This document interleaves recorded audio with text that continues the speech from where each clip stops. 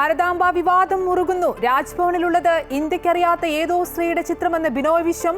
രാജ്ഭവനെ RSS പ്രചാരണ കേന്ദ്രമാക്കി മാറ്റുന്നത് ശരിയല്ലെന്ന് മന്ത്രി ആർ ബിന്ദു. മുഖ്യമന്ത്രി നിലപാട് വ്യക്തമാക്കണമെന്ന് കെ മുരളീധരൻ. രാജ്ഭവനിലേക്ക് നടത്തിയ SFI മാർച്ചിൽ സംഘർഷം. മന്ത്രി വി ശിവൻകുട്ടിയെ കരിങ്കൊടി കാണിച്ച് ABVP പ്രവർത്തകർ.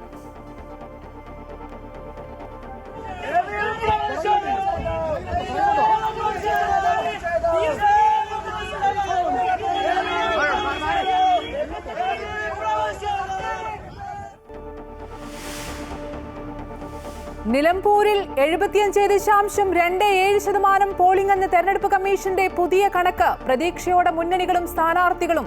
MV ഗോവിന്ദന്റെ പ്രസ്താവന തെരഞ്ഞെടുപ്പിൽ ബാധിക്കില്ലെന്ന് M സ്വരാജ്. ചരിത്ര ഭൂരിപക്ഷത്തിൽ വിജയിക്കുമെന്ന് ആര്യാടൻ ഷൗക്കത്ത്. NDAക്ക് വലിയ മുന്നേറ്റമുണ്ടാക്കാനാകുമെന്ന് മോഹൻ ജോർജ്.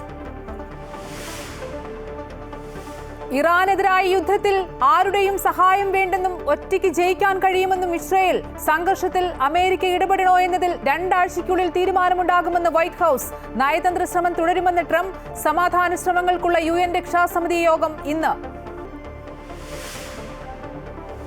സംസ്ഥാനത്തിന്റെ ടൂറിസം മേഖലയ്ക്ക് തിരിച്ചടിയായി ശംഖുമുഖത്തെ തീരശോഷണം. ലക്ഷങ്ങൾ ചെലവഴിച്ച ഫുഡ് സ്ട്രീറ്റിനോട് ചേർന്ന തീരവും വോക്ക്വേയുടെ ഭാഗങ്ങളും കടലെടുക്കുന്നു. വിനോദസഞ്ചാരികൾക്ക് സംരക്ഷണം ഒരുക്കുന്നത് കയറ് കെട്ടിത്തിരിച്ച്. അമൃത ന്യൂസ് പരമ്പര കണ്ണീർ കടലോരം.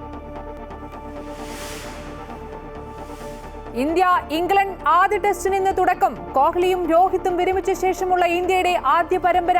നായകനായി ശുഭ്മാൻ ഗില്ലിന്റെ അരങ്ങേറ്റം. മത്സരം ലീഡ്സിൽ. ഇന്ത്യൻ സമയം വൈകിട്ട് 3:30 മുതൽ.